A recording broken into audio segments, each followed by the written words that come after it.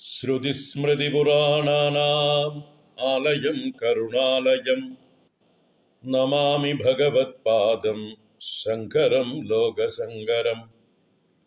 ശങ്കരം ശങ്കരാചാര്യം കേശവം ബാദരായണം സൂത്രഭാഷ്യകൃതൗ വന്ദേ ഭഗവന്തൗ പുനഃ പുനഃ.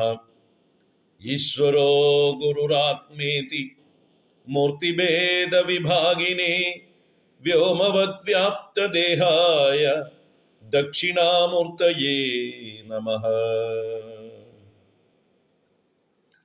സദാശിവസമാരംഭാം ശങ്കരാചാര്യമധ്യമാം അസ്മദാചാര്യപര്യന്താം വന്ദേ ഗുരുപരമ്പരാം. ശിവം ശിവകരം ശാന്തം ശിവാത്മാനം ശിവോത്തമം ശിവമാർഗപ്രണേതാരം പ്രണതോസ്മി സദാശിവം. സർവമംഗളമാംഗല്യേ ശിവേ സർവാർത്ഥസാധികേ ശരണ്യേ ത്രയംബകേ ഗൗരി നാരായണി നമോസ്തുതേ. ഓം ശ്രീ ഗുരുഭ്യോ നമഃ. ഓം നമഃ ശിവായ. ഓം ശ്രീ മഹാദേവ്യൈ നമഃ. ഓം നമോ ഭഗവതേ വാസുദേവായ. ഹരി ഓം. എല്ലാവർക്കും നമസ്കാരം. എല്ലാവർക്കും സുപ്രഭാതം, ശുഭദിനം, സുസ്വാഗതം.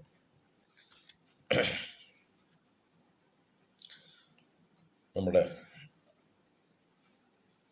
ശങ്കരസ്തോത്ര തരംഗിണി പരമ്പരയിൽ ശിവഭുജംഗം എന്ന അതിമനോഹരമായിട്ടുള്ള ശിവസ്തുതിയാണ് നമ്മൾ ഇന്നലെ മുതൽ ആരംഭിച്ചത്. ഇന്നലെ ആദ്യത്തെ 2 ശ്ലോകങ്ങൾ കണ്ടു. 40 ശ്ലോകങ്ങളാണ് ആകെ ഉള്ളത്. നമ്മളിപ്പോൾ ദിവസവും 40 ശ്ലോകങ്ങളും ചൊല്ലുന്നില്ല. ഇന്നലെ ആരംഭത്തിൽ 40 ശ്ലോകങ്ങളും ചൊല്ലി കാണിച്ചു. ഇനി നമുക്ക് ഒരു ദിവസം 8 ശ്ലോകങ്ങൾ ചൊല്ലാം. ആദ്യത്തെ 8 ശ്ലോകങ്ങൾ കഴിയുന്നത് വരെ അത് ചൊല്ലാം. അത് കഴിയുമ്പോൾ അടുത്ത 8 ശ്ലോകങ്ങൾ, അങ്ങനെ 8 40 5 സെക്ഷനായിട്ട് 8 ശ്ലോകങ്ങൾ വീതം പഠിച്ചാൽ 40 ശ്ലോകങ്ങളും ഫ്ലുവൻ്റ് ആവാം നമുക്ക്. അപ്പം ഇന്ന് ആദ്യം ഈ 8 ശ്ലോകങ്ങൾ, ആദ്യത്തെ 8 ശ്ലോകങ്ങൾ ചൊല്ലാം. അത് ഞാൻ നിങ്ങൾക്ക് പോസ്റ്റ് ചെയ്തിട്ടുണ്ട്. നിങ്ങളത് കോപ്പി ചെയ്തെടുക്കുക. ഓം നമഃ ശിവായ. ഓം ഗളദ്ദാനഗണ്ഡം മിളദ്ഭൃംഗഷണ്ഡം ചലച്ചാരുശുണ്ഡം ജഗത്രാണശൗണ്ഡം ലസദ്ദന്തകാണ്ഡം വിപദ്ഭംഗചണ്ഡം ശിവപ്രേമപിണ്ഡം ഭജേ വക്രതുണ്ഡം. അനാദ്യന്തമാദ്യം പരം തത്വമർത്ഥം ചിദാകാരമേകം തുരീയം ത്വമേയം ഹരിബ്രഹ്മമൃഗ്യം പരബ്രഹ്മരൂപം മനോവാഗതീതം മഹശൈവമീഡേ. സ്വശക്ത്യാദിശക്ത്യന്തസിംഹാസനസ്ഥം മനോഹാരി സർവാംഗരത്നോരുഭൂഷം ജഡാഹിന്ദുഗംഗാസ്തി ശമ്യാകമൗലിം പരാശക്തിമിത്രം നുമഃ പഞ്ചവക്ത്രം. ശിവേശാന തത്പൂരുഷാഘോരവാമാദിഭിഃ പഞ്ചഭിർഹൃന്മുഖൈഃ ഷഡ്ഭിരംഗൈഃ അനൗപമ്യ ഷട്ത്രിംശതം തത്വവിദ്യാമതീതം പരം ത്വാം കഥം വേത്തി കോ വാ. പ്രവാളപ്രവാഹ പ്രഭാശോണമർദ്ധം മരുത്വന്മണിശ്രീമഹശ്യാമമർദ്ധം ഗുണസ്യൂതമേതദ്വപുശൈവമന്ദസ്മരാമി സ്മരാപത്തി സമ്പത്തി ഹേതും സ്വസേവാ സമായാത ദേവാസുരേന്ദ്രാനമന്മൗലിമന്ദാരമാലാഭിഷിക്തം നമസ്യാമി ശംഭോ പദാംബോരുഹം തേ ഭവാംബോധിപോദം ഭവാനീ വിഭാവ്യം ജഗന്നാഥ മന്നാഥ ഗൗരീസനാഥ പ്രപന്നാനുകമ്പിൻ വിപന്നാർത്തിഹാരിൻ മഹസ്തോമമൂർത്തേ സമസ്തൈകബന്ധോ നമസ്തേ നമസ്തേ പുനസ്തേ നമോസ്തു വിരൂപാക്ഷ വിശ്വേശ വിദ്യാദികേശ ത്രയീമൂല ശംഭോ ശിവത്ര്യംബകത്വം പ്രസീദ സ്മര ത്രാഹി പശ്യാവമുക്ത്यै ക്ഷമസ്വാപ്നുഹീതി പ്രഭോ പ്രാർത്ഥയാമി. ഈ 8 ശ്ലോകങ്ങൾ ആദ്യം കഴിഞ്ഞിട്ട് അടുത്ത ശ്ലോകങ്ങളിലേക്ക് നമുക്ക് കടക്കാം. ഹരി ഓം. എല്ലാവർക്കും ഒരിക്കൽ കൂടെ സുസ്വാഗതം. നമ്മൾ ഇന്നലെ ഒന്നാമത്തെ ശ്ലോകം മംഗളാചരണം അതിഗംഭീരമായിരുന്നു അല്ലേ? വിഘ്നേശ്വര സ്തുതിയായിരുന്നു ഒന്നാമത്തെ ശ്ലോകം. ഭജേ വക്രതുണ്ടം, ആ വളഞ്ഞ ചുണ്ടോടുകൂടിയവനെ, തുമ്പിക്കൈ എന്ന നീണ്ട ചുണ്ടോടുകൂടിയവനെ ഭജിക്കുന്നു എന്ന് പറഞ്ഞ് ഗളദാനഗണ്ഡം, കവിളിൽ ഗണ്ഡസ്ഥലത്തിൽ ദാനവാരി ഗളിക്കുന്ന ഒഴുകുന്ന മതജലത്തോടു കൂടിയവനും, മിളദ്ഭൃംഗഷണ്ഡം, വണ്ടുകളുടെ കൂട്ടം മേളിച്ചിരിക്കുന്നവനും, ഈ മതജലം കുടിക്കാനായിക്കൊണ്ട് വണ്ടുകൾ ചുറ്റും പാറിപ്പറക്കുന്നവനും, ചാരുശുണ്ടം, ചാരുവായ ശുണ്ടം, മനോഹരമായ തുമ്പിക്കൈയെ ചലിപ്പിച്ചുകൊണ്ടിരിക്കുന്നവനും, ജഗൽ ത്രാണശൗണ്ടം, ലോകത്തെ മുഴുവൻ രക്ഷിക്കുവാനുള്ള പരാക്രമമുള്ളവനും ശക്തിയുള്ളവനും, ലസദന്തകാണ്ഡം, ലസിക്കുന്ന ആ നീണ്ട പല്ലുകളോടുകൂടിയവനും, കൊമ്പുകളാകുന്ന പല്ലുകളോടുകൂടിയവനും, വിപദ്ഭംഗചണ്ഡം, വിപത്തുക്കളെ ഭഞ്ജിക്കുന്ന നശിപ്പിക്കുന്നതിൽ ചണ്ഡനായിരിക്കുന്നവനും പരാക്രമനായിരിക്കുന്നവനും, ശിവപ്രേമപിണ്ഡം ഭജേ വക്രതുണ്ടം, ആ ശിവന്റെ പ്രേമം മൂർത്തീഭവിച്ചിരിക്കുന്നവനും ആയിരിക്കുന്ന ആ വക്രതുണ്ടനെ ഞാൻ ഭജിക്കുന്നു, ഞാൻ വണങ്ങുന്നു എന്ന് പറഞ്ഞ് ഒന്നാമത്തെ ശ്ലോകം ഗണപതി ഭഗവാനെ സമർപ്പിച്ചുകൊണ്ട് എല്ലാ വിഘ്നങ്ങളും തീർക്കുവാനായിക്കൊണ്ട് പ്രാർത്ഥിച്ചു. അത് കഴിഞ്ഞ് ആരെയാണ് സ്തുതിക്കുന്നത്? സാക്ഷാൽ പരബ്രഹ്മത്തെ തന്നെയാണ് സ്തുതിക്കുന്നത്. അതിനെ ശൈവം മഹസ്സായിട്ട് വർണ്ണിച്ചു. ശൈവം എന്ന് ഏതൊരു ശക്തിയെ ആളുകൾ വിളിക്കുന്നുവോ, ശിവഭക്തന്മാർക്ക് ശൈവം മഹസ്സാണ്, വിഷ്ണു ഭക്തന്മാർക്കത് വൈഷ്ണവം മഹസ്സാണ്, ശക്തി ഭക്തന്മാർക്കത് ശാക്തം മഹസ്സാണ്, ഗണപതി ഭക്തന്മാർക്കത് ഗാണപത്യ മഹസ്സാണ്, സുബ്രഹ്മണ്യ ഭക്തന്മാർക്കത് കൗമാര മഹസ്സാണ് അല്ലേ? ആ മഹസ്സിനെ തന്നെ ഓരോരുത്തരും ഓരോ രീതിയിൽ കാണുന്നു, അവരവരുടെ ഇഷ്ടദേവതാഭാവത്തിൽ കാണുന്നു. അപ്പൊ ഇവിടെ ആദ്യ ശ്ലോകത്തിൽ ഗണപതിയെ വന്ദിച്ചാലും ഇത് ഗണപതി സ്തുതി അല്ല എന്ന് പറയാൻ രണ്ടാമത്തെ ശ്ലോകത്തിൽ തന്നെ ആ ശൈവം മഹ ഈടെ, ശൈവമായ മഹസ്സിനെ, ശൈവമാഹാത്മ്യത്തെ, ശിവ തേജസ്സിനെ ഞാൻ സ്തുതിക്കുന്നു. അപ്പൊ ശിവനെയാണ് ഞാൻ സ്തുതിക്കുന്നത് എന്ന് ഒന്നാമത്തെ ശ്ലോകത്തിൽ സൂചിപ്പിച്ചേ ഉള്ളൂ അല്ലെ? ഒന്നാമത്തെ ശ്ലോകത്തില്, അഥവാ ഒന്നാമത്തെ എന്ന് പറഞ്ഞാൽ രണ്ടാമത്തെ ശ്ലോകത്തില് ബ്രഹ്മസ്വരൂപമായിട്ടാണ് ഉപനിഷത്ത് പദങ്ങളെ കൊണ്ടാണ് ഭഗവാനെ വണങ്ങിയത്. അനാദ്യന്തമാദ്യം പരം തത്വമർത്ഥം ചിദാകാരമേകം തുരീയം ത്വമേയം ഹരിബ്രഹ്മ മൃഗ്യം പരബ്രഹ്മ രൂപം മനോവാഗതീതം മഹശൈവമീടെ. 11 വിശേഷണങ്ങളെ കൊണ്ട് ആ ശൈവം മഹസ്സിനെ സ്തുതിച്ചു.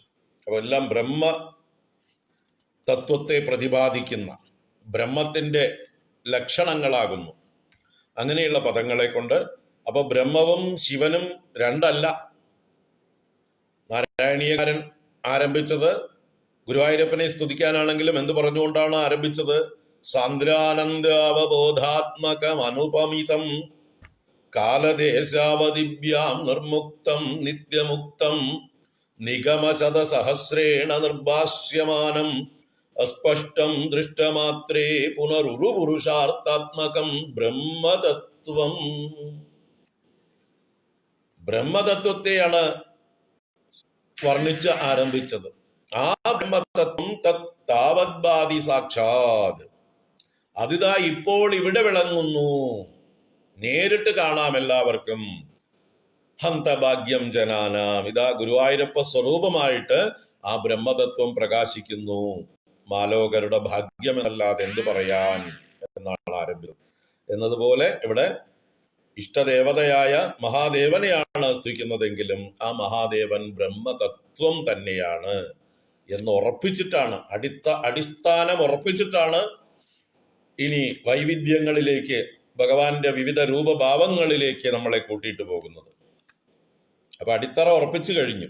അതാണ് ശങ്കരാചാര്യരുടെ ഒരു സവിശേഷത. അദ്ദേഹത്തിന്റെ ഏത് സ്തുതി എടുത്തു നോക്കിയാലും, ഏത് ദേവതയെ സ്തുതിക്കുകയാണെങ്കിലും ആ സ്തുതികളൊക്കെ ആദ്യം പരബ്രഹ്മപരമായിട്ട് തന്നെ വർണ്ണിച്ചിട്ടുണ്ടാവും.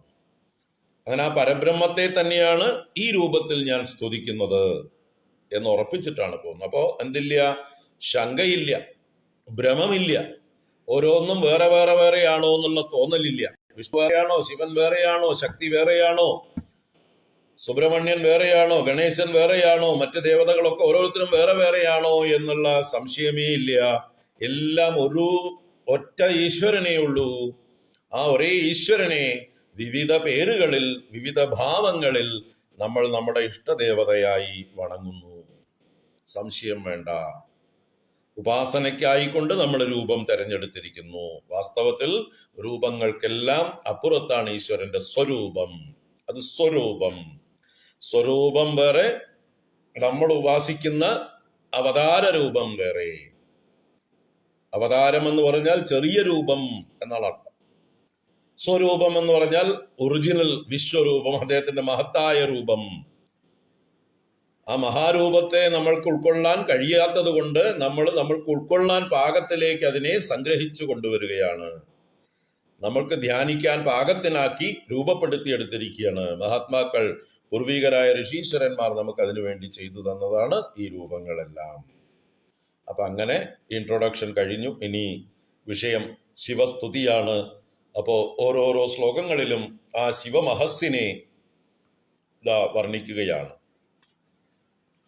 സ്വശക്ത്യാദിശക്ത്യന്തസിംഹാസനസ്ഥം മനോഹാരി സർവാംഗരത്നോരുഭൂഷം ജഡാഹിന്ദു ഗംഗാസ്തി ശമ്യാകമൗലിം പരാശക്തിമിത്രം നുമഃ പഞ്ചവക്ത്രം. സ്വശക്ത്യാദിശക്ത്യന്തസിംഹാസനസ്ഥം മനോഹാരി സർവാംഗരത്നോരുഭൂഷം ജഡാഹിന്ദു ഗംഗാസ്തി ശമ്യാകമൗലിം പരാശക്തിമിത്രം നുമഃ പഞ്ചവക്ത്രം. പഞ്ചവക്ത്രം നുമഃ. നുമഃ എന്ന് പറഞ്ഞാല് വയം നുമഃ, ഞങ്ങൾ നുതി ചെയ്യുന്നു എന്നാണ്. നുമ എന്നുള്ളതായിട്ടുള്ള ധാതുവിൽ നിന്നാണ് നുതി എന്ന രൂപം ഉണ്ടാവുന്നത്. അതിന്റെ തന്നെ ഉത്തമ പുരുഷൻ ബഹുവചനമാണ് നുമഃ. ഉത്തമ പുരുഷൻ ഏകവചനം അഹം, ഞാൻ സ്തുതിക്കുന്നു എന്ന് പറയണമെങ്കിൽ നൗമി എന്ന് വരും രൂപം. അഹം നൗമി ഏകവചനമായിരുന്നുവെങ്കിൽ, ഞാൻ ഒറ്റയ്ക്ക് സ്തുതിക്കുന്നുവെങ്കിൽ അഹം നൗമി. മറ്റത് ബഹുവചനമാണ് നുമഃ. രണ്ടുപേർ ചേർന്ന് സ്തുതിക്കുകയാണെങ്കിൽ നുവഹ എന്ന് പറയുമായിരുന്നു. ആവാം നുവഹ, ഞങ്ങൾ രണ്ടുപേരും കൂടി, ഇപ്പൊ ഭാര്യ ഭർത്താക്കന്മാർ കൂടി ചേർന്ന് ഈശ്വരനെ സ്തുതിക്കുകയാണെങ്കിൽ ഞങ്ങൾ രണ്ടുപേരും കൂടി സ്തുതിക്കുന്നു എന്ന് പറയാൻ നുവഹ എന്ന് പറയും. ഇത് വയം എന്നുള്ള ബഹുവചനം, വി എന്നുള്ള അർത്ഥത്തിൽ, ഞങ്ങൾ, നമ്മൾ എന്നൊക്കെ അർത്ഥത്തില് നുമഹ എന്ന് പറയുമ്പോൾ ബഹുവചനം. ഞങ്ങൾ നുതി ചെയ്യുന്നു. നുമ പ്രശംസായാം എന്നാണ് നുമ എന്നുള്ള ധാതുവിന്റെ അർത്ഥം. പ്രശംസിക്കുക.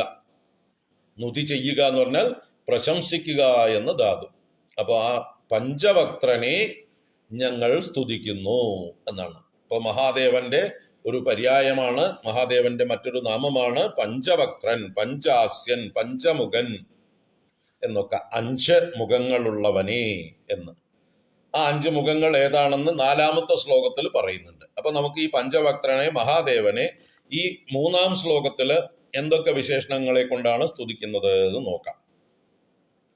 സ്വശക്തിയാദിശക്ത്യന്ത സിംഹാസനസ്ഥം ഒരു പദം, 1ാമത്തെ പദം ഒറ്റ പദമാണ്, ഒരു വിശേഷണം.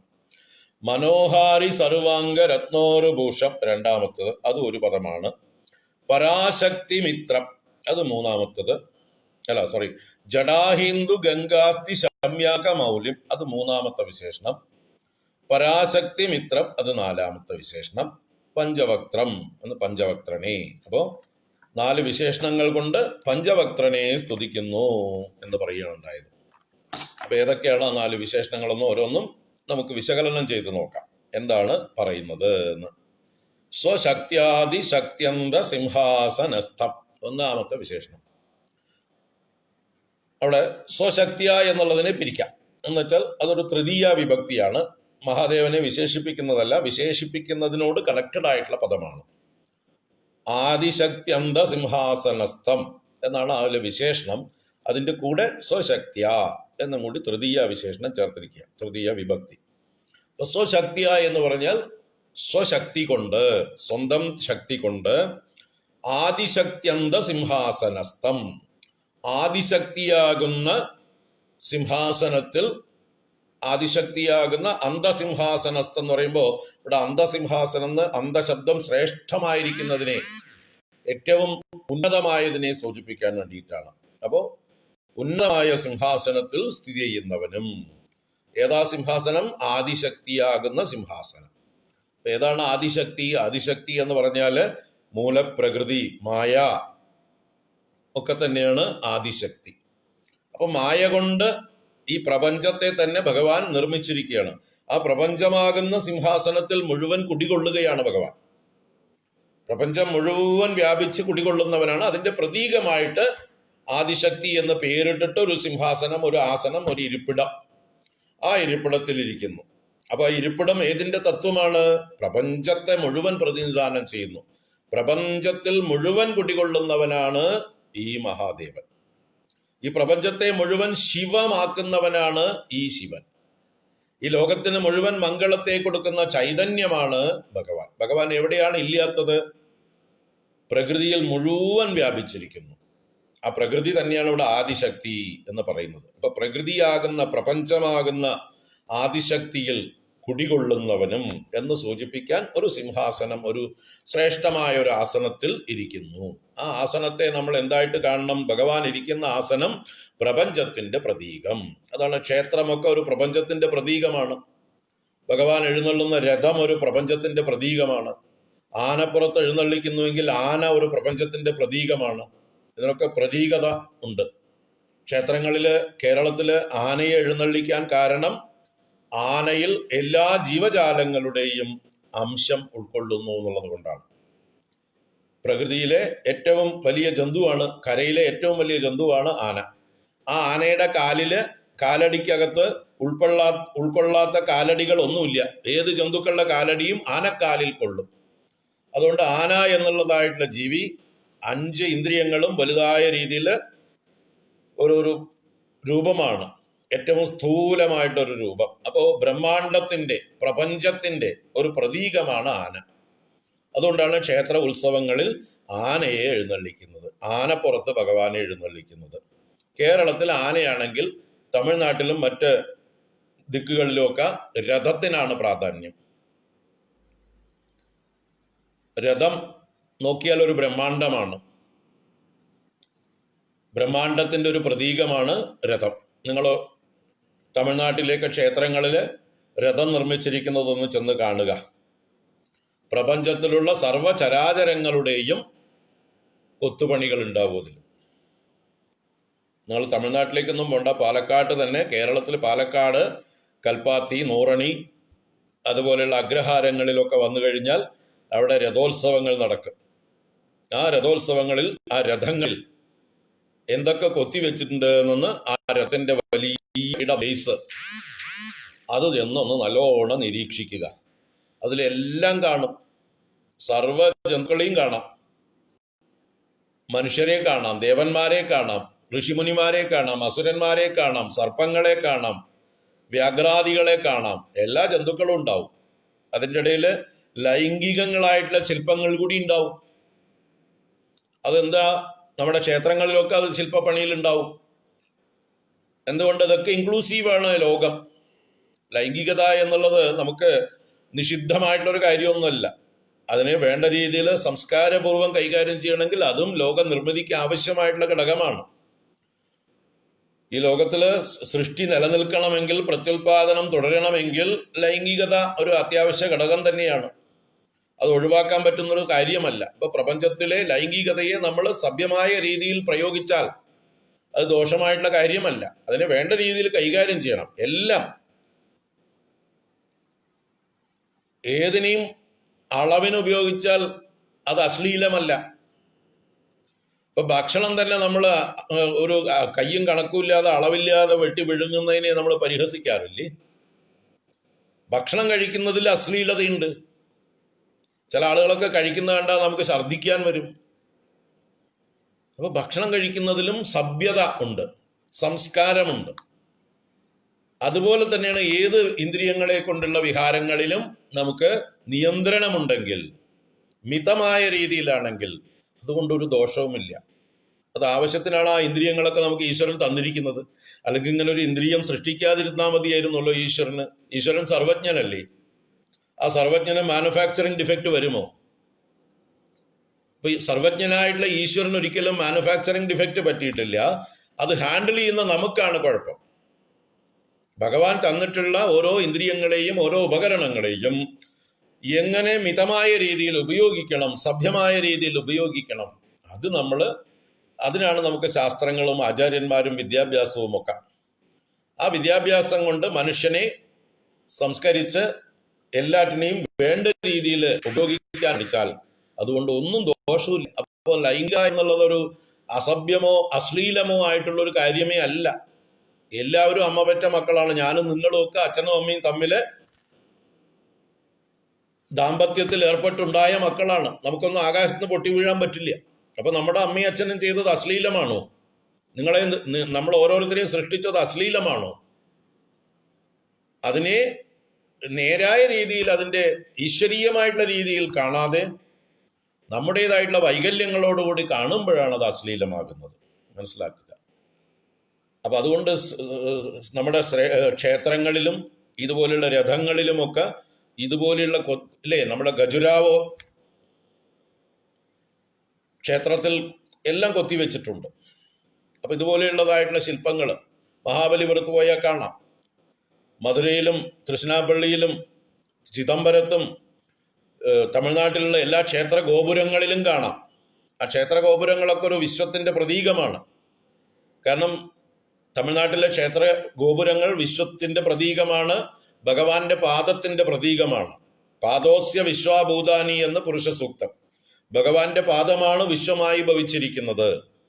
അപ്പോൾ ക്ഷേത്ര ഗോപുരങ്ങൾ ബ്രഹ്മാണ്ഡമായിട്ട് 7 നിലയും 10 നിലയും 14 നിലയും എന്ന് പറഞ്ഞിട്ട് 230 അടി 240 അടി 210 അടിയൊക്കെ ഉയരങ്ങളാണ് ഓരോ ക്ഷേത്ര ഗോപുരങ്ങളും. ആ ബ്രഹ്മാണ്ഡമായിട്ടുള്ള ഗോപുരത്തെ എന്താ പറയുക, ആ ദേശത്തിൽ എവിടെ നിന്ന് നോക്കിയാലും കാണാം. അപ്പൊ എവിടെ നിന്ന് നോക്കിയാലും ആരെ കാണാം? ഭഗവാന്റെ പാദം കാണാം എന്നാണ് അതിന്റെ അർത്ഥം. വീട്ടിൽ നിന്ന് പുറത്തിറങ്ങി ഈ ഗോപുരം കാണുമ്പോൾ ഭഗവാന്റെ പാദം കണ്ടു തൊഴുകയാണ്. പാദോസ്യ വിശ്വാഭൂതാനി, ഭഗവാന്റെ പാദമാണ് വിശ്വമായി ഭവിച്ചിരിക്കുന്നത്. ആ വിശ്വത്തിന്റെ പ്രതീകമാണ് വിശ്വത്തിന്റെ മുഴുവൻ അംശങ്ങളെയും ആവുന്നത്ര ഉൾക്കൊള്ളിച്ചുകൊണ്ട് നിർമ്മിച്ചിട്ടുള്ള ഈ ക്ഷേത്ര ഗോപുരങ്ങൾ. അപ്പൊ ഗോപുരം കണ്ടാൽ ഭഗവാന്റെ പാദം കണ്ടു, ഭഗവാന്റെ പാദം കണ്ടാൽ വിശ്വം മുഴുവൻ കണ്ടു, വിശ്വത്തെ മുഴുവൻ തൊഴുതു. ബ്രഹ്മാണ്ഡമായിരിക്കുന്ന വിശ്വത്തെ മുഴുവൻ തൊഴുകയാണ്. ഏതിനെ നോക്കി തൊഴുമ്പോൾ? ഗോപുര ദർശനം.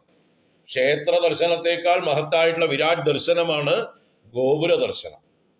ആ ഗോപുര ദർശനത്തിന് വളരെ പ്രാധാന്യമുണ്ട്. അതുകൊണ്ട് ആ ക്ഷേത്രത്തിലെ ശ്രീകോവിലിനെക്കാട്ടിലും വലുതായിട്ട് ഗോപുരങ്ങൾ പണിതു വെച്ചിരിക്കുന്നത്. എൻട്രി ഗോപുരങ്ങൾ 4 ദിക്കിലും 4 ഗോപുരങ്ങൾ ഗംഭീരമായിട്ട് പണിതു വെച്ചിരിക്കുന്നത്. ഏത് ദേശത്തു നിന്ന് നോക്കിയാൽ എന്ന് വെച്ചാൽ അവരുടെ ഗ്രാമത്തിൽ നിന്ന് എവിടെ നിന്ന് നോക്കിയാലും ഈ ഗോപുരം കാണാം. അവരുടെ ഗ്രാമത്തിന്റെ കേന്ദ്രം, ഹൃദയം എന്ന് പറയുന്നത് ഈ ക്ഷേത്ര ഗോപുരങ്ങളാണ്, ക്ഷേത്രങ്ങളാണ്. അപ്പോൾ ആ വിശ്വത്തിന്റെ പ്രതീകമാണ് ഈ ക്ഷേത്രങ്ങൾ. ഇതം ശരീരം കൗന്ദേയ ക്ഷേത്രമിത്യഭിധീയതേ. ആ വിശ്വം തന്നെ ക്ഷേത്രമാണ്. ഭഗവാൻ ഇരിക്കാനുള്ള ക്ഷേത്രമാണ് പ്രപഞ്ചം. അപ്പൊ അതിന്റെ പ്രതീകമായിട്ടൊരു പീഠം, സിംഹാസനം എന്നൊക്കെ പറയുന്നു. അപ്പോൾ ഭഗവാൻ രഥത്തിൽ എഴുന്നള്ളുമ്പോൾ വിശ്വത്തിൽ എഴുന്നള്ളുന്നതായിട്ടാണ് നമ്മൾ കണക്കാക്കേണ്ടത്. ഭഗവാൻ പ്രവേശിക്കുമ്പോഴേ വിശ്വത്തിന് സചേതനത്വം ഉള്ളൂ. രഥോത്സവങ്ങളുടെ തത്വം അതാണ്. നമ്മുടെ ക്ഷേത്രങ്ങളിലൊക്കെ രഥോത്സവം അല്ലാത്ത സീസണുകളിൽ എവിടെ ഷെഡില് അതിനുവേണ്ടി നിർത്തിയിട്ടുണ്ടാവും. അതിനൊരു പ്രത്യേക ഷെഡില് കെട്ടി നിർത്തിയിട്ടുണ്ടാവും. അത് രഥോത്സവത്തിനാണ് അതിനെ പുറത്തിറക്കി അണിഞ്ഞൊരുങ്ങി ഡെക്കറേറ്റ് ചെയ്ത്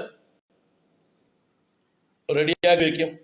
ആ രഥോത്സവത്തിൽ ഭഗവാന്റെ രഥാരോഹണം എന്നുള്ളതായിട്ടുള്ള സന്ദർഭത്തില് ഭഗവാൻ ആരോഹണം ചെയ്യുന്നതോട് കൂടിയിട്ടാണ് ആ രഥം ഉരുളാൻ തുടങ്ങുക. രഥത്തിന്റെ പ്രയാണം ആരംഭിക്കുന്നത് ഭഗവാൻ അതിൽ ആരോഹണം ചെയ്യുമ്പോഴാണ്. ക്ഷേത്രത്തിലെ ശ്രീകോവിലിൽ നിന്ന് ആ ഉത്സവമൂർത്തിയെ പ്രത്യേകമായി എഴുന്നള്ളിച്ചു കൊണ്ടുവന്ന് ഈ രഥത്തിന്റെ മുഖ്യ പീഠത്തിലേക്ക് കൊണ്ടുവന്ന് വെക്കുന്നതോടുകൂടി ആ രഥം ദിവ്യമായി. അതുവരേക്ക് രഥം ജഡമായിട്ടുള്ളൊരു വസ്തുവായിരുന്നു. ആ ജഡത്തിന് സചേതനത്വം വരുന്നത് ഭഗവാൻ അതിൽ കയറിയതോടു കൂടിയിട്ടാണ്, ആവേശിച്ചതോടു കൂടിയിട്ടാണ്. അപ്പോൾ അത് ഉപനിഷത്ത് മന്ത്രത്തെ പ്രകാശിപ്പിക്കുകയാണ്. ഭഗവാൻ ഈ പ്രപഞ്ചത്തെ സൃഷ്ടിച്ച് അതിലെല്ലാം അനുപ്രവേശിച്ചു. തൽ സൃഷ്ട്വാ തദേവാനുപ്രാവിശത്. ഈ പ്രപഞ്ചത്തെ സൃഷ്ടിച്ച് ഭഗവാൻ അതിലെല്ലാം അനുപ്രവേശം ചെയ്തു. ഭഗവാൻ അനുപ്രവേശം ചെയ്തതുകൊണ്ടാണ് ഈ പ്രപഞ്ചം സചേതനമായിരിക്കുന്നത്. ഇതെല്ലാം അനങ്ങിക്കൊണ്ടിരിക്കുന്നത്, ഇതെല്ലാം പരിണമിച്ചു കൊണ്ടിരിക്കുന്നത്, ഇതെല്ലാം സഞ്ചരിച്ചു കൊണ്ടിരിക്കുന്നത് ഭഗവാന്റെ സാന്നിധ്യം കൊണ്ടാണ്. അപ്പോൾ ഇവിടെ എന്ത് കണ്ടാലും, ഏത് ഗ്രഹങ്ങളെയും നക്ഷത്രങ്ങളെയും ഭൂമിയിലുള്ള ഏത് ചരാചരങ്ങളെയും കണ്ടു കഴിഞ്ഞാൽ അതിലെല്ലാം ഭഗവാൻ കുടികൊള്ളുന്നു എന്ന് മനസ്സിലാക്കി നമ്മൾ എല്ലാറ്റിനെയും തൊഴാറാവണം. അതിനാണ് ഈ രഥോത്സവമൊക്കെ നടക്കുന്നത്. അതിനാണ് ആനപ്പുറത്തൊക്കെ ഭഗവാനെ എഴുന്നള്ളിക്കുന്നത്. അതാണ് ക്ഷേത്രത്തിന്റെ തത്വം. അതാണ് ഗോപുരങ്ങളുടെ തത്വം. ഇപ്പൊ ഇവിടെ അതിന് പ്രതീകമായിട്ടൊരു സിംഹാസനം. സ്വശക്ത്യ ആദിശക്ത്യന്ത സിംഹാസനസ്ഥം. സ്വശക്തി കൊണ്ട് ആദിശക്തിയാകുന്ന ശ്രേഷ്ഠമായ സിംഹാസനത്തിൽ സ്ഥം എന്ന് പറഞ്ഞാൽ സ്ഥിതി ചെയ്യുന്നവനെ, പഞ്ചവക്ത്രനെ അഹം നുമഹ അല്ലെ വയം നുമഹ ഞങ്ങൾ സ്തുതി ചെയ്യുന്നു, പ്രശംസിക്കുന്നു, സ്തുതിക്കുന്നു. രണ്ടാമത്തെ വരി മനോഹാരി സർവാംഗരത്നോരുഭൂഷം. മനോഹാരി സർവാംഗരത്നോരുഭൂഷം. മനോഹാരി എന്ന് പറഞ്ഞാൽ മനസ്സിനെ ഹരിക്കുന്നത്, മനസ്സിനെ ഹഠാത് ആകർഷിക്കുന്നത് എന്നർത്ഥം.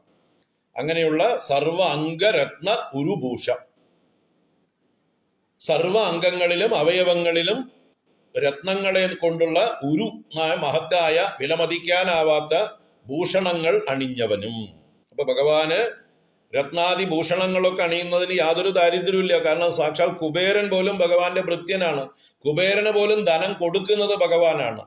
മഹാലക്ഷ്മിക്ക് ധനം കൊടുക്കുന്നത് ഭഗവാനാണ്. അത് ഡിസ്ട്രിബ്യൂട്ട് ചെയ്യുന്നവർ മാത്രമാണ് മഹാലക്ഷ്മിയും കുബേരനും ഒക്കെ. കുബേരൻ വെറും കസ്റ്റോഡിയനും മഹാലക്ഷ്മി ഡിസ്ട്രിബ്യൂട്ടറുമാണ്. ആരാ പ്രൊഡ്യൂസർ? നിങ്ങൾ കണ്ടിട്ടുണ്ടാവും ചില ഭഗവാന്റെ ചിത്രങ്ങൾ. ഭഗവാൻ ഇങ്ങനെ സ്വർണവർഷം ചെയ്യുന്നു, മഹാലക്ഷ്മിയും കുബേരനും കൈനീട്ടി രണ്ടും സ്വീകരിക്കുന്നതായിട്ടുള്ള ചിത്രങ്ങൾ നിങ്ങൾക്ക് എവിടെയെങ്കിലുമൊക്കെ കാണാൻ കിട്ടും. ഇന്നിപ്പോൾ ഈ ഇന്റർനെറ്റിൽ ഇല്ലാത്ത ചിത്രങ്ങളൊന്നുമില്ല. ദിവസം എന്ന് പറഞ്ഞാൽ ഗുഡ് മോർണിംഗിലൂടെ എന്തെല്ലാം വിവിധങ്ങളായിട്ടുള്ള വർണ്ണ ചിത്രങ്ങളാണ് ഈശ്വരൻ്റേത് വരുന്നത്. എത്ര മനോഹരങ്ങളായിട്ടുള്ള ചിത്രങ്ങൾ ഓരോ കവികളും അല്ലെങ്കിൽ ഓരോ ചിത്രകാരന്മാരും അവരുടെ ഭാവനയിൽ നിന്നും അല്ലെങ്കിൽ നമ്മുടെ പുരാണ ഇതിഹാസങ്ങളിൽ വർണ്ണിച്ചിട്ടുള്ള ആ വാങ്മയ ചിത്രങ്ങളെ അവരുടെ തൂലിക കൊണ്ട് ആവിഷ്കരിച്ചിരിക്കുന്ന മനോഹരങ്ങളായിട്ടുള്ള ചിത്രങ്ങൾ എത്രയാണ് നമ്മൾ കാണുന്നത്. നമ്മുടെ പൂർവികരായ ഋഷീശ്വരന്മാർ വാക്കുകളെ കൊണ്ട് ശ്ലോക രൂപത്തിൽ വർണ്ണിച്ചു. വ്യാസനും ശങ്കരനുമൊക്കെ ശ്ലോകങ്ങളെ കൊണ്ട് വർണ്ണിച്ചപ്പോൾ ആധുനികന്മാരായിട്ടുള്ള ചിത്രകാരന്മാർ അതിനെ ഉൾക്കൊണ്ടുകൊണ്ട് ആ ശ്ലോകങ്ങളുടെ അർത്ഥം ഗ്രഹിച്ചുകൊണ്ട് അവരതിനെ മനോഹരമാക്കി നമുക്ക് തരുന്നുണ്ട്. അതിനെ ഇന്നത്തെ ഇന്റർനെറ്റ് സൗകര്യം വന്നതോട് ഓരോ ദിവസവും പെരുമഴയാണ് നമുക്ക് ചിത്രങ്ങളുടെ. അപ്പൊ അതിൽ ചില ചിത്രങ്ങൾ ചില ദിവസങ്ങളിൽ വരാറുണ്ട്. സാക്ഷാൽ മഹാദേവൻ ഇങ്ങനെ ഒരു എന്താ പറയുക സ്വർണ്ണ പർവ്വതം പോലെ നിന്നുകൊണ്ട് അദ്ദേഹം ഇങ്ങനെ വാരി ചൊരിയുന്നു സ്വർണ്ണ നാണയങ്ങൾ. അതിങ്ങനെ മഹാലക്ഷ്മിയും കുബേരനും രണ്ടുപേരും ശേഖരിക്കുന്നു. അതാണ് സത്യം. മഹാദേവൻ ശ്മശാനത്തിൽ ഭിക്ഷക്കാരനെ പോലെ വേഷം കെട്ടി നടന്നാലും യഥാർത്ഥ പ്രൊഡ്യൂസർ മൂപ്പരാണ് അല്ലേ? ചില സിനിമയിൽ അതിലേക്ക് മുഴുവൻ കാശിറക്കിയിട്ടുള്ള പ്രൊഡ്യൂസർമാർ ചിലപ്പോൾ ഒരു എക്സ്ട്രാ റോളിൽ അഭിനയിക്കാറുണ്ട്. ഒരു ചായക്കടക്കാരനായിട്ടോ അല്ലെങ്കിൽ ഒരു വർക്ക്ഷോപ്പുകാരനായിട്ടോ ഏതെങ്കിലും ഒരു എക്സ്ട്രാ റോളിന് മൂപ്പര് തന്നെ സ്വയം റെഡിയാവും. പിച്ചക്കാരനെ പോലെയുള്ള ഏതെങ്കിലും ഒരു വേഷമായിരിക്കും. ഈ പടത്തിലുള്ള എല്ലാ കോടികൾ കൊടുത്ത നായകന്മാർക്കും അദ്ദേഹം തന്നെയാ പേ ചെയ്തിരിക്കണം. വേണമെങ്കിൽ അദ്ദേഹത്തിന് സ്വയം നായകനാവാമായിരുന്നു അല്ലെ? ചില ആളുകൾ അങ്ങനെ ഉണ്ടല്ലോ, സ്വയം എല്ലാം താൻ തന്നെ ചെയ്യുന്ന ആൾക്കാരെ നമുക്കറിയാലോ. പ്രൊഡക്ഷനും ഡയറക്ഷനും സ്ഥിരക്കഥയും സംഗീതവും ഹീറോയും താൻ തന്നെ വേണമെങ്കിൽ ആവാം. കാരണം സ്വന്തം കയ്യിൽ നിന്നാണ് പൈസ ഇറക്കിയിരിക്കുന്നത്. ആർക്കെങ്കിലും ചോദ്യം ചെയ്യാൻ പറ്റുമോ? നിങ്ങൾക്ക് ഇഷ്ടമുണ്ടെങ്കിൽ കണ്ടാൽ മതി എന്ന് മാത്രം. അപ്പൊ അതുപോലെ ഭഗവാൻ എല്ലാം ഈ ലോകത്തിലേക്ക് വേണ്ടതെല്ലാം നൽകിയവൻ ഭഗവാനാണ്. അതുകൊണ്ട് ഭഗവാന് രത്നാഭൂഷങ്ങളെ കൊണ്ട് ധ്യാനിക്കുന്നതിൽ ഒരു ദോഷവും ഇല്ല. അങ്ങനെ നമ്മൾക്ക് അലങ്കരിക്കാം ഭഗവാനെ. ക്ഷേത്രങ്ങളിലൊക്കെ നമ്മൾ അങ്ങനെ അലങ്കരിക്കാറുമുണ്ട്. ഭഗവാന് ഇഷ്ടം പരമവൈരാഗി ആയതുകൊണ്ട് ഭസ്മവും ജടയും രുദ്രാക്ഷവും സർപ്പങ്ങളും ഒക്കെ ആയിട്ട് നടക്കാനാണ്. അതാണ് ഭഗവാന്റെ ഫേമസ് ആയിരിക്കുന്ന ചിത്രം അല്ലേ? എങ്കിലും നമുക്ക് ധ്യാനിക്കാനായിക്കൊണ്ട് ഭഗവാന്റെ സർവ മഹിമകളെയും സർവ അധീശത്വത്തെയും പ്രകാശിപ്പിക്കാനായിക്കൊണ്ട് മനോഹാരി സർവാംഗരത്നോരുഭൂഷം, മനസ്സിനെ ഹരിക്കുന്ന സർവ അംഗങ്ങളിലും രത്നങ്ങൾ കൊണ്ട് നിർമ്മിച്ച ഒരു ഭൂഷണത്തോടു കൂടിയവനും ജഡാഹിന്ദു ഗംഗാസ്തി ശമ്യാകമൗലിം. അപ്പൊ അവയവങ്ങളിലൊക്കെ രത്നാഭരണങ്ങളെ ധ്യാനിച്ചു. ഇനി മൗലി, മൗലി എന്ന് പറഞ്ഞാൽ ശിരസ്. ആ മൗലി എങ്ങനെയുള്ളതാണ്? ജഡ, അഹി, ഇന്ദു, ഗംഗ, അസ്ഥി, ശമ്യാകം. 6 ഡെക്കറേഷൻ ഉണ്ട്. എന്തൊക്കെയാണ്? ജഡ, ജഡ എന്ന് പറഞ്ഞാൽ ഭഗവാന്റെ ശിരസില് വലിയ ജഡാഭാരം, ജഡിയാണ് ഭഗവാൻ. ജഡിനേ നമഃ. കബർദം എന്ന് ജഡയ്ക്ക് പേരുണ്ട്. അതുകൊണ്ട് ഭഗവാന് കബർദമുള്ളവൻ കബർദി. അതുകൊണ്ട് കബർദിനേ നമഃ. ജഡാധരായ നമഃ, കബർദിനേ നമഃ എന്ന് 2 നാമങ്ങൾ പ്രശസ്തം. ഭഗവാൻ മുടി അഴിച്ചിട്ട് നൃത്തം വയ്ക്കുമ്പോഴോ വ്യോമകേശായ നമഃ. ആകാശം മുഴുവൻ വ്യാപിച്ചിരിക്കുന്ന തലയോടുകൂടിയവൻ, ആകാശം തന്നെ തലമുടിയായിരിക്കുന്നവൻ എന്നൊക്കെ അർത്ഥം. വ്യോമകേശൻ അവിടെ അഴിച്ചിട്ട ഭാവമാണ്. ജഡ ആയിരിക്കുമ്പോ കെട്ടിവെച്ചിരിക്കുന്നതാണ് ജഡ. അങ്ങനെ ജഡയോടുകൂടിയവനും. അഹി, അഹി എന്നാൽ സർപ്പം, പാമ്പിന് പര്യായമാണ് അഹി. അഹി കൊണ്ടും പാമ്പുകളെ അലങ്കാരമാക്കിയിട്ടുണ്ട് ജടയിൽ, മൗലിയിൽ. ഇന്ദു, ഇന്ദു എന്നാൽ ചന്ദ്രൻ, ചന്ദ്രകല പൂ പോലെ ചൂടിയിട്ടുണ്ട്. ഗംഗ, ഗംഗ അലങ്കാരമായിട്ട് ഭഗവാന് എയർ കണ്ടീഷൻ ചെയ്തുകൊണ്ട് ശരീരത്തിൽ ഒഴുകിക്കൊണ്ടിരിക്കുന്നുണ്ട്. ഗംഗാജലം, ഹിമാലയത്തിൽ നിന്ന് ഉത്ഭവിക്കുന്ന ഗംഗ ഭഗവാന്റെ ശിരസിൽ നിന്ന് തന്നെയാണ് ഭൂമിയിലേക്ക് ഉത്ഭവിച്ചിരിക്കുന്നത്. ഗംഗ. അസ്ഥി, അസ്ഥി എന്നാല് ബ്രഹ്മാവിന്റെ തലയോട് തന്നെ ഭഗവാന്റെ കയ്യിലുണ്ട്. ആ അസ്ഥി കൊണ്ട് മാലയും മറ്റുമൊക്കെ ധരിച്ചിട്ടുണ്ട്. അപ്പൊ അസ്ഥി. ശമ്യാകം, ശമ്യാകം എന്നാൽ കണിക്കൊന്ന പൂവാണ്. ഭഗവാൻ ഇഷ്ടപ്പെട്ട, തലയിൽ ചൂടാൻ ഇഷ്ടപ്പെട്ട പൂവാണത്രേ ശമ്യാകം അഥവാ കണിക്കൊന്ന. അപ്പൊ കൊന്നപ്പൂവ്. ഇതൊക്കെ മൗലിയിൽ ചൂടിയവൻ എന്നർത്ഥം. അപ്പൊ ജഡ, അഹി, ഇന്ദു, ഗംഗ, അസ്ഥി, ശമ്യാക, മൗലിം. ജഡാഹിന്ദു ഗംഗാസ്തി ശമ്യാക മൗലിം പരാശക്തി മിത്രം നുമഃ പഞ്ചവക്ത്രം. പരാശക്തി മിത്രം എന്ന് പറഞ്ഞാൽ പരാശക്തിയുടെ, പരാശക്തിയാകുന്ന മിത്രത്തോടു കൂടിയവനും. അപ്പൊ പാർവതി സമേതനായിട്ട് എന്നർത്ഥമാണ്. അപ്പൊ പരാശക്തി എന്ന് പറഞ്ഞാൽ മായ തന്നെയാണ്. ഭഗവാന്റെ ഈ പ്രപഞ്ച സൃഷ്ടിസ്ഥിതി സംഹാരങ്ങൾ നടത്തുന്ന ഭഗവാന്റെ ശക്തി തന്നെയാണ് പരാശക്തി. ആ ശക്തിയെ കൂടെ ചേർത്തിരിക്കുന്നു ഭഗവാൻ, തന്റെ കൂടെ നിർത്തിയിരിക്കുന്നു. അത് തന്നെയാണ് പാർവതി എന്ന് പറയുന്ന. അപ്പൊ സൃഷ്ടിസ്ഥിതി സംഹാരങ്ങൾ ചെയ്യുമ്പോഴാണ് ഭഗവാന്റെ ശക്തി പ്രകടമാവുക. അതല്ലെങ്കിൽ ശക്തിയെല്ലാം ഭഗവാൻ ഉൾവലിച്ച്. ഇപ്പൊ നമ്മൾ ഉറങ്ങുമ്പോൾ നമ്മുടെ ശക്തികൾ പ്രകടമാവാറുണ്ടോ? ഉറങ്ങുന്ന ആരെങ്കിലും നോക്കിയിട്ട് നിങ്ങൾക്ക് അയാൾ ഇന്ന ആളാണെന്ന് പറയാൻ പറ്റുമോ? പരിചയമില്ലെങ്കിൽ. അയാൾ ചിത്രകാരനാണ്, അയാൾ സംഗീതജ്ഞനാണ്, അയാൾ ഡോക്ടറാണ്, അയാൾ എഞ്ചിനീയറാണ്, അയാൾ അധ്യാപകനാണ്, അയാൾ പ്രഭാഷകനാണ്, അയാൾ ഇന്ന കഴിവുള്ള ആളാണെന്ന് ഉറങ്ങിക്കിടക്കുന്ന റെയിൽവേ സ്റ്റേഷൻ പ്ലാറ്റ്ഫോമിൽ നോക്കിയാൽ ഇഷ്ടംപോലെ ആൾക്കാർ ഉറങ്ങിക്കിടക്കുന്നുണ്ടാവും. അവരെ കണ്ട് തിരിച്ചറിയാൻ പറ്റുമോ നമുക്ക്? ഉറങ്ങുന്നവരുടെ ശക്തിയൊക്കെ ലയം പ്രാപിച്ചിരിക്കുന്നു. അവർ ഉണർന്ന് പ്രവർത്തിക്കുമ്പോഴേ നമുക്ക് അവർ ആരാന്ന് അറിയാൻ പറ്റുള്ളൂ. അവരുടെ പ്രവർത്തനത്തിലൂടെയാണ് അവരുടെ ശക്തി വെളിവാകുന്നത്. ഒരു വേദി കിട്ടുമ്പോഴേ അവർക്ക് പ്രവർത്തിക്കാൻ പറ്റുള്ളൂ, അല്ലെ? ഒരു സംഗീതജ്ഞൻ എപ്പോഴും പാടിക്കൊണ്ട് നടക്കുമോ? നല്ലൊരു വേദി കിട്ടിയാൽ അദ്ദേഹത്തിന്റെ കഴിവ് പ്രദർശിപ്പിക്കും. ഇപ്പൊ എത്ര കുട്ടികളാണ് ദിവസവും എന്ന് പറഞ്ഞ മാതിരി പാട്ട് പാടിയിട്ട് ഫേസ്ബുക്കിൽ പോസ്റ്റ് ചെയ്യണത്? ഇത്രയും കഴിവുള്ള കുട്ടികൾ ഈ ലോകത്തുണ്ട് എന്ന് നമ്മളിപ്പോഴാണ് അറിയുന്നത്. ഇവരെയൊക്കെ നമുക്ക് അല്ലെങ്കിൽ അറിയാൻ പറ്റുമോ? അപ്പൊ അവരുടെ ഉള്ളിൽ ഉറങ്ങിക്കിടക്കുകയാണ് ആ ശക്തി, പ്രകടമല്ല. അതുപോലെ പ്രളയകാലത്ത് ഈ ശക്തിയെല്ലാം ഭഗവാനിൽ ലയിച്ച് ഭഗവാൻ ഏകനായിരിക്കുന്നു. സൃഷ്ടികാലത്താണ് ഭഗവാന്റെ ശക്തി പ്രകടമാകുന്നത്. അപ്പൊ ദേവിയോട് കൂടിയിട്ടാണ് ഭഗവാന്റെ സൃഷ്ടി. അപ്പൊ സൃഷ്ടികാലത്ത് ഭഗവാൻ പാർവതീ സമേതനായിരിക്കുന്നു, ആ പരാശക്തി സമേതനായിരിക്കുന്നു. അപ്പൊ നമ്മളൊക്കെ സ്തുതിക്കുന്നത് സൃഷ്ടിയുള്ളത് കൊണ്ടാണ്, നമ്മൾ ദ്വൈതമുള്ളത് കൊണ്ടാണ് ഈശ്വരൻ സ്തുതിക്കപ്പെടുന്നവനും സ്തുതിക്കുന്ന ഞാനും എന്നുള്ളതായിട്ടുള്ള ഭേദബുദ്ധി ഉണ്ട് നമുക്ക്. അപ്പൊ സൃഷ്ടിയുണ്ട്. സൃഷ്ടിയെ അംഗീകരിക്കുമ്പോൾ സൃഷ്ടിക്ക് ശക്തി ആവശ്യമാണ്. ആ ശക്തിയാണ് ഇവിടെ പരാശക്തി എന്ന് പറയുന്നത്. ഭഗവാന്റെ തന്നെ ശക്തി തന്നെയാണ്, അതിന് വേറൊരു രൂപം കൊടുത്ത് ഭഗവാനോട് ചേർത്ത് നിർത്തിയിരിക്കണം. അല്ലെങ്കിൽ അർദ്ധനാരീശ്വരനായിട്ട് ഭഗവാനോട് ചേർന്നിരിക്കുന്ന ശക്തിയെ നമ്മൾ സ്തുതിക്കുന്നു. ഭഗവാനിൽ നിന്ന് ഭിന്നമല്ല വാസ്തവത്തിൽ ഈ ശക്തി. അങ്ങനെയുള്ള പരാശക്തി മിത്രം, പരാശക്തിയോട് കൂടിയവനുമായിട്ടുള്ള പഞ്ചവക്ത്രനെ ഞാൻ നുതി ചെയ്യുന്നു, അല്ലെങ്കിൽ ഞങ്ങൾ സ്തുതിക്കുന്നു. വയം നുമഹ. നുമഹ എന്ന് പറയുമ്പോൾ കർത്താവ് വയം, വയം എന്ന് പറഞ്ഞാൽ ഞങ്ങൾ എന്ന് ബഹുവചനമാണ്, പ്ലൂറൽ. വയം നുമഹ, ഞങ്ങൾ പ്രശംസിക്കുന്നു, ഞങ്ങൾ സ്തുതിക്കുന്നു എന്നർത്ഥം.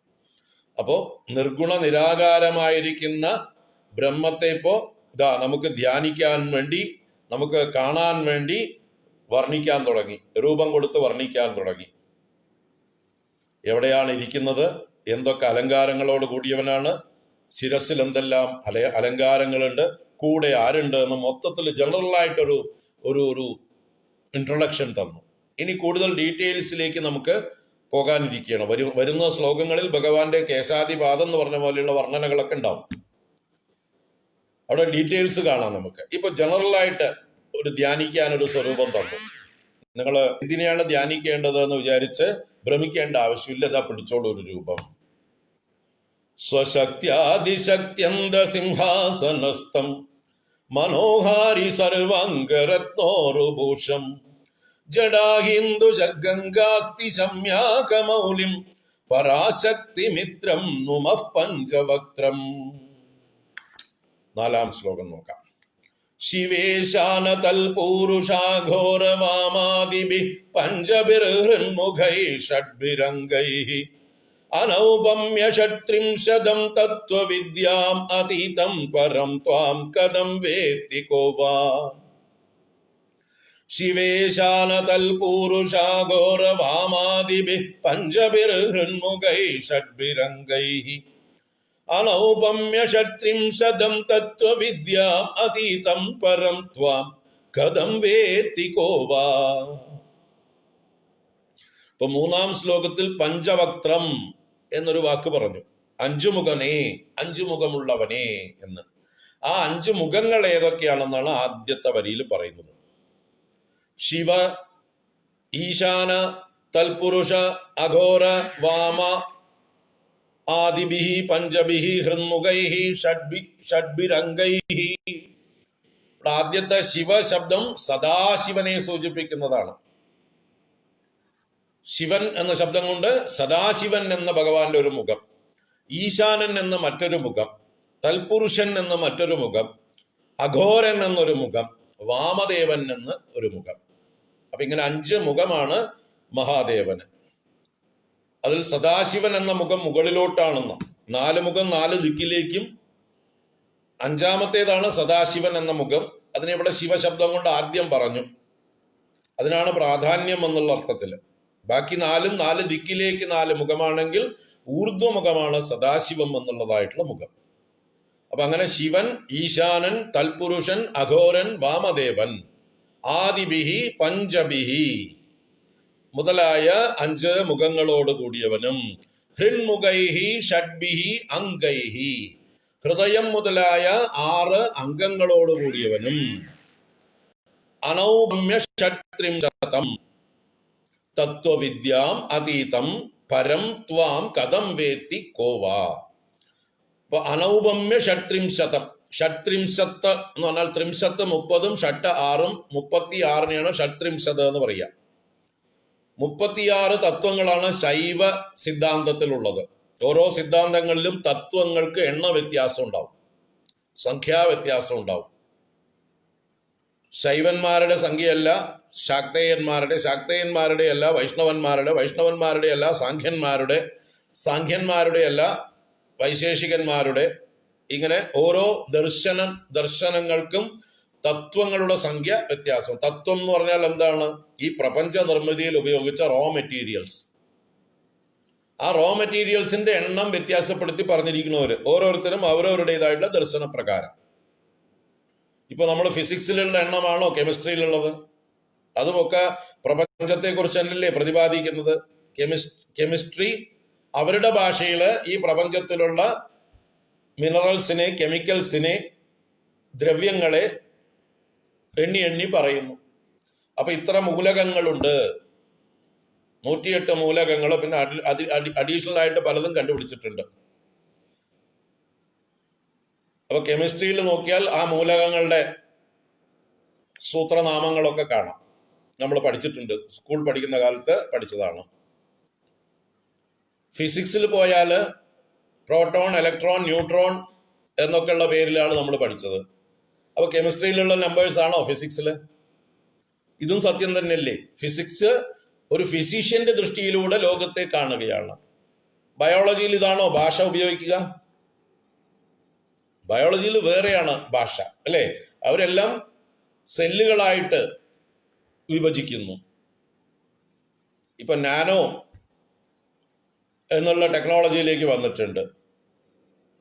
ഏറ്റവും ചെറിയ ചെറിയ പാർട്ടിക്കിളിലേക്ക് വന്നിരിക്കുകയാണ്. മൈക്രോബയോളജി, അങ്ങനെയൊക്കെയുള്ള ഡെവലപ്മെന്റ് ഉണ്ടായിരിക്കണം. അപ്പൊ ഓരോരുത്തരും എണ്ണങ്ങൾ വ്യത്യാസമുണ്ട്. അവരുടെയൊക്കെ ഈ പ്രപഞ്ച നിർമ്മിതിയിലെ വസ്തുക്കളെ അവർ വിശകലനം ചെയ്യുമ്പോൾ എണ്ണങ്ങൾ വ്യത്യാസപ്പെടുത്തി സ്പെഷ്യലൈസ് ചെയ്ത് പറയുന്നു. അപ്പോൾ ഓരോരുത്തരും കാണുന്ന ദൃഷ്ടിയാണ് ഇവിടെ. ഓരോ ഫിലോസഫേഴ്സ്, ഓരോ ദാർശനികന്മാർ. അപ്പൊ ശൈവന്മാരുടെ ദർശനപ്രകാരം 36 തത്വങ്ങളാണ് പ്രപഞ്ച നിർമ്മിതിക്ക്. തത്വം എന്ന് പറഞ്ഞാൽ ഉള്ള വസ്തു, the base material, the raw material. സാഖ്യന്മാർക്കത് 25 തത്വങ്ങളാണ്. പൗരാണികന്മാർക്ക് 96 തത്വങ്ങൾ വരെയുണ്ട്. നമ്മുടെ ഹരിനാമകീർത്തനകാരൻ അത് എണ്ണി പറയും. 96 തത്വങ്ങൾ എണ്ണി പറയുന്ന ഒരു ശ്ലോകമുണ്ട് ഹരിനാമകീർത്തനത്തിൽ. അയ്യഞ്ചുമഞ്ചുമുടൻ ഔവണ്ണം എട്ടുമുടൻ എന്താ എണ്ണു, അങ്ങനെ എണ്ണി നമ്പർ മറന്നു. അത് 96 തത്വങ്ങളെ എണ്ണി പറയുകയാണ്. അപ്പൊ അതൊരു ഫിലോസഫി, ഒരു ദാർശനികന്റെ വിഷനാണത്. അവരെ ഫോളോ ചെയ്യുന്നവര് ആ സമ്പ്രദായം. അപ്പൊ അതുപോലെ ഇവിടെ ശൈവന്മാരുടെ സിദ്ധാന്തം, ശൈവ സിദ്ധാന്തം എന്ന് പറയുന്നതിൽ 36 തത്വങ്ങളാണ്. അങ്ങനെയുള്ള തത്വങ്ങൾക്ക് അതീതനാണ് ഭഗവാൻ എന്ന് പറയണം. ഹീസ് എബവ് ആൾ. റോ മെറ്റീരിയൽസ് വേറെ, റോ മെറ്റീരിയൽസിന്റെ ഉടമസ്ഥൻ വേറെ, അല്ലേ? ഉടമസ്ഥൻ റോ മെറ്റീരിയൽസ് ആവുമോ? ഈ പ്രപഞ്ച നിർമ്മിതിക്ക് വേണ്ട റോ മെറ്റീരിയൽസിനെ തന്ന ആള് ഭഗവാൻ. എന്നാ ഭഗവാനോ അതിനും അതീതനാണ്. അതുകൊണ്ട് അതീതം എന്ന് പറഞ്ഞു. അങ്ങനെയുള്ള അനൗപമ്യം, ഉപമയില്ലാത്ത ഷട്ത്രിംശതം തത്വവിദ്യാം അതീതം പരം, ശ്രേഷ്ഠനായ, എല്ലാറ്റിനും അതീതനായ, അൾട്ടിമേറ്റ് ആയ ത്വാം അങ്ങയെ കഥം വേത്തി, എങ്ങനെ അറിയും? How can we know? Who will know? കോവാ എന്ന അവസാനം. കോവാ വേത്തി. കോ എന്ന് പറഞ്ഞാൽ കഹ, ആര് വാ വേത്തി, ആരറിയുന്നു? അപ്പൊ അങ്ങേ യഥാർത്ഥമായിട്ടുള്ള അങ്ങയുടെ സ്വരൂപത്തെ ആരറിയുന്നു, എങ്ങനെ അറിയുന്നു? ആർക്കറിയാൻ കഴിയും, എങ്ങനെ അറിയാൻ കഴിയും? ഭഗവാനെ അറിയണമെങ്കിൽ ഭഗവാന് മാത്രമേ അറിയുള്ളൂ. നിങ്ങൾക്ക് ഭഗവാനെ അറിയണമെങ്കിൽ നിങ്ങളും ഭഗവാനും ഒന്നാവണം. ഭഗവത് ഭാവത്തെ നമ്മളും പ്രാപിച്ചു കഴിഞ്ഞാൽ നമുക്കും ഭഗവാനെ അറിയാം. ബ്രഹ്മവിദ് ബ്രഹ്മൈവ. ബ്രഹ്മത്തെ അറിയുന്നവൻ ബ്രഹ്മം തന്നെ. അപ്പൊ ശിവനായി തീർന്ന് ശിവനെ അറിയണം. ശിവനിൽ നിന്ന് താഴെ നിൽക്കുന്നത് വരെ ശിവനെ അറിയാൻ കഴിയില്ല. ശിവനെ പോയിട്ട് നമുക്ക് നമ്മുടെ അടുത്ത് നിൽക്കുന്ന ആളെ അറിയോ? നമ്മുടെ അച്ഛനമ്മമാരെ ശരിക്കും അറിയാൻ നമുക്ക് കഴിഞ്ഞിട്ടുണ്ടോ? സ്വന്തം പാർട്ട്നേഴ്സിന്റെ കൂടെ 30, 40, 50 വർഷം ജീവിച്ചിട്ട് അവരെ തിരിച്ചറിയാൻ കഴിഞ്ഞിട്ടുണ്ടോ പലർക്കും? നമ്മുടെ കണ്ണിന് മുമ്പിൽ നമ്മുടെ കൂടെ ഒരു റൂമില് ഒരു ബെഡില് വർഷങ്ങളോളം ഒന്നിച്ചു കിടന്ന ആളുകളെ പരസ്പരം അറിയുന്നില്ല. ഇവിടെ അറിയണ്ടോ? എന്നിട്ടല്ലേ 30 വർഷവും 40 വർഷവും കഴിഞ്ഞിട്ട് ഡൈവോഴ്സ് ചെയ്യുന്നത്. ഇപ്പോഴാണ് ഇയാളുടെ തനി നിറം മനസ്സിലായത് എന്ന് ചിലർക്ക് അപ്പോഴാണ് തോന്നുന്നത്. ഇത്രയും കാലം ഈ വിഷപ്പാമ്പിന്റെ കൂടെ ആയിരുന്നു കഴിഞ്ഞത് എന്ന് പറയുന്ന ആൾക്കാരെ കണ്ടിട്ടുണ്ട് നമ്മൾ. 20, 30 വർഷം കഴിഞ്ഞിട്ടാണ് ഈ വിഷപ്പാമ്പിനെയൊക്കെ തിരിച്ചറിയുന്നത്. അപ്പൊ നമ്മുടെ കഴിവ് അത്രയൊക്കെ തന്നെ ഉള്ളൂ. ഈ ഭൗതികമായിട്ടുള്ളതിനെ പോലും തിരിച്ചറിയാനുള്ള കഴിവില്ല നമുക്ക്. പിന്നെയാണ് അലൗകികമായിരിക്കുന്ന ഈശ്വര തത്വത്തെ നമ്മൾ അറിയാൻ പോകുന്നത്. അതുകൊണ്ട് നമ്മുടെ പരിമിതമായ ബുദ്ധിയോ നമ്മുടെ പരിമിതമായ മനസ്സോ ഇന്ദ്രിയങ്ങളെ കൊണ്ട് അറിയാൻ കഴിയുന്നവനല്ല ഈശ്വരൻ. ഈശ്വരനെ അറിയണമെങ്കിൽ നമ്മൾ ഈ പരിമിതികളൊക്കെ ലംഘിക്കണം. നമ്മുടെ ഈ പരിമിതികളൊക്കെ എന്ന് അസ്തമിക്കുന്നുവോ, നമ്മൾ ഈ പരിമിതികൾക്കെല്ലാം അതീതരാവാനുള്ള ശക്തി എന്ന് ആർജിക്കുന്നുവോ, അന്ന് നമ്മൾ സ്വയം ശിവരാവുകയാണ്.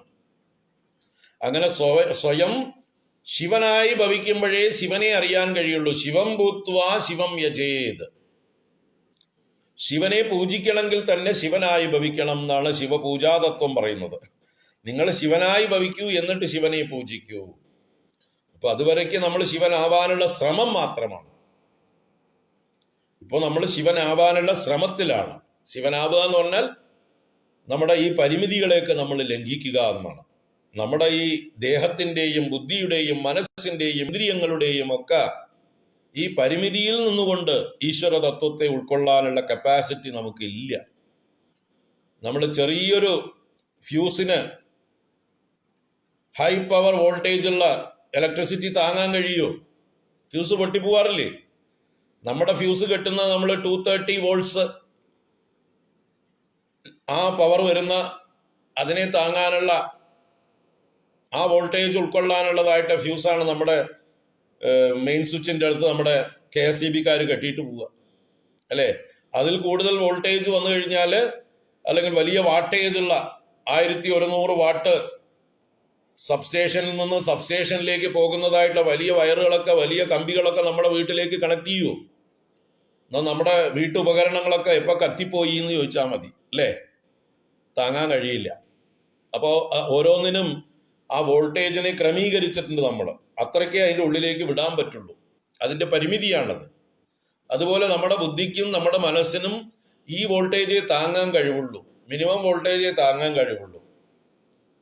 ഭഗവാന്റെ മുഴുവൻ വോൾട്ടേജ് താങ്ങാനുള്ള കഴിവ് നമുക്കില്ല. അതുകൊണ്ട് നമ്മൾക്ക് താങ്ങാനുള്ള കഴിവ് കൂട്ടി കൊണ്ടുവരണം. നിങ്ങൾ അപ്ഗ്രേഡ് ചെയ്യണം. ആ അപ്ഗ്രേഡേഷനാണ് നമ്മുടെ തപസ് കൊണ്ട് നമ്മൾ സാധിക്കുന്നത്. നമ്മുടെ എല്ലാ സാധനകളെ കൊണ്ടും, ആധ്യാത്മികമായിട്ടുള്ള എല്ലാ സാധനകളെ കൊണ്ടും നമ്മൾ നമ്മുടെ ഈ കപ്പാസിറ്റി കൂട്ടുകയാണ്. ഈ വോൾട്ടേജ് കൂടുതൽ ഉൾക്കൊള്ളാനുള്ളതായിട്ടുള്ള കപ്പാസിറ്റി കൂട്ടി കൊണ്ടുവരണം.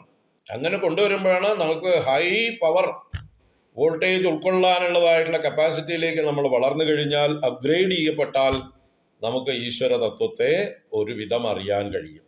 അത് കഴിഞ്ഞ് ഈശ്വരനോളം വികസിക്കണം നമ്മൾ ഈശ്വരനെ അറിയാൻ.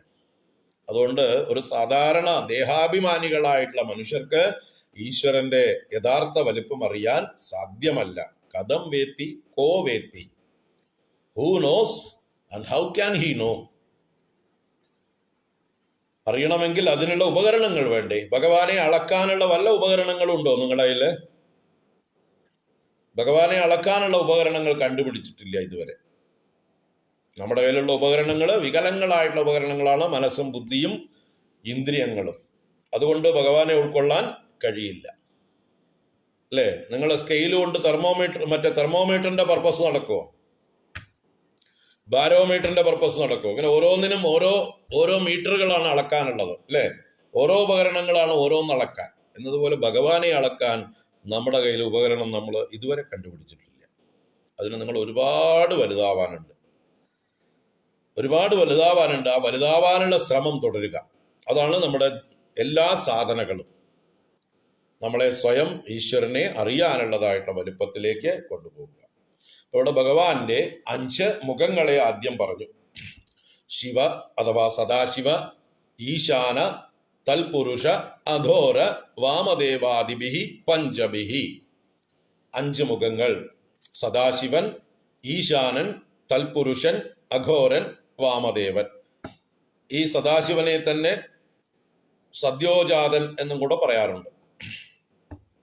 ശിവനെ സദ്യോജാതൻ എന്ന് പറയും. അപ്പൊ നമ്മുടെ ക്ഷേത്രങ്ങളിലൊക്കെ, ശിവക്ഷേത്രങ്ങളിലൊക്കെ ദീപാരാധനാദികളൊക്കെ നടത്തുമ്പോൾ ഈ പറഞ്ഞ 5 മുഖങ്ങളിൽ ഭഗവാനെ ആരാധിക്കുന്ന മന്ത്രങ്ങളുണ്ട്. മന്ത്രപുഷ്പം എന്ന് പറയുന്ന ആ മന്ത്രപുഷ്പങ്ങളെ കൊണ്ട് ഭഗവാന് അർച്ചിക്കുന്നതായിട്ടുള്ള സമയത്ത് സദ്യോജാതം പ്രപദ്യാമി സദ്യോജാതായ വൈ നമോ നമഃ, ഭവേ ഭവേനാതി ഭവേ ഭവസ്വമാം ഭവോദ്ഭവായ നമഃ.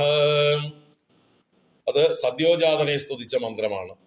അത് കഴിഞ്ഞ് വാമദേവനെ സ്തുതിക്കുന്ന മന്ത്രമുണ്ട്. വാമദേവായ നമോ ജ്യേഷ്ഠായ നമ ശ്രേഷ്ഠായ നമോ രുദ്രായ നമ കാലായ നമ കലവികരണായ നമോ ബലവികരണായ നമോ ബലായ നമോ ബലപ്രമദനായ നമ സർവഭൂതദമനായ നമോ മനോന്മനായ നമഃ. ഇത് വാമദേവ മുഖത്തെ ആരാധിക്കണം. ഇതൊക്കെ ആരതികളൊക്കെ കാണിക്കുമ്പോൾ ചൊല്ലുന്നത് നിങ്ങൾക്ക് ക്ഷേത്രത്തിൽ, ശിവക്ഷേത്രത്തിൽ പോയാൽ കേൾക്കാം. തമിഴ് ബ്രാഹ്മണ സമ്പ്രദായത്തിലുള്ള പൂജകളിൽ ഈ മന്ത്രങ്ങളൊക്കെ ചൊല്ലിയിട്ടാണ് അവർ ആരാധിക്കുക. കർപ്പൂര ആരതിയൊക്കെ കാണിക്കുമ്പോൾ ചൊല്ലുന്നത് കേൾക്കാം.